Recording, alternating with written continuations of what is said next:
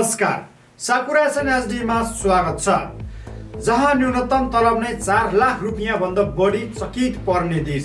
विश्वका धेरै देशहरू अझै पनि गरिबी र बेरोजगारीको समस्यासँग जुधिरहेका छन्। तर युरोपमा एउटा यस्तो देश छ जहाँ परम्परागत अर्थमा गरिब भेटाउनै गाह्रो पर्छ। हामी कुरा गरिरहेको छौँ स्विजरल्यान्डको। स्विजरल्यान्ड विश्वकै समृद्ध देशहरू मध्ये एक मानिन्छन्।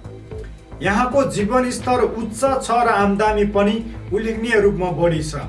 अन्तर्राष्ट्रिय प्रतिवेदनहरू अनुसार यहाँको औसत तलब नेपाली रुपियाँमा रूपान्तरण गर्दा करिब 4 लाख रुपियाँ भन्दा माथि पर्न जान्छ।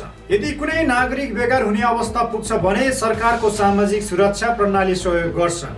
सहुलियत दरमा आवास उपलब्ध गराउने व्यवस्था छ। देशको ठुलो जनसङ्ख्या भाडा वा सहुलियत अपार्टमेन्टमा बस्ने गर्छ। स्वास्थ्य र सामाजिक सुरक्षा। स्विजरल्यान्डमा स्वास्थ्य सेवा अनिवार्य बिमा प्रणाली मार्फत सञ्चालनमा हुन्छ। नागरिकले स्वास्थ्य बिमा लिनै पर्ने व्यवस्था छ, जसमा सरकारबाट समेत सहुलियत प्रदान गरिनेछ। यदि कोही बेरोजगार भएमा राज्यले बेरोजगारी भत्ता र सिपमूलक तालिमको सुविधा दिन्छ। यसले नागरिकलाई पुनः रोजगारीमा फर्किन सहयोग पुर्याउँछ। उच्च जीवनस्तर, सफा वातावरण र बलियो अर्थतन्त्रका कारण स्विजरल्यान्ड धेरैका लागि ड्रिम कन्ट्री बन्न पुगेको छ।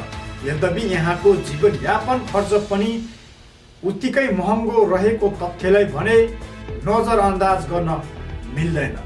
हस्तादरणीय दर्शकबिनहरू, यस्तै सूचनामूलक भिडियोहरू हेर्नको लागि हामीलाई लाइक, फलो, सेयर र सब्सक्राइब गर्न नबिर्सिनुहोला। हस्त, धन्यवाद।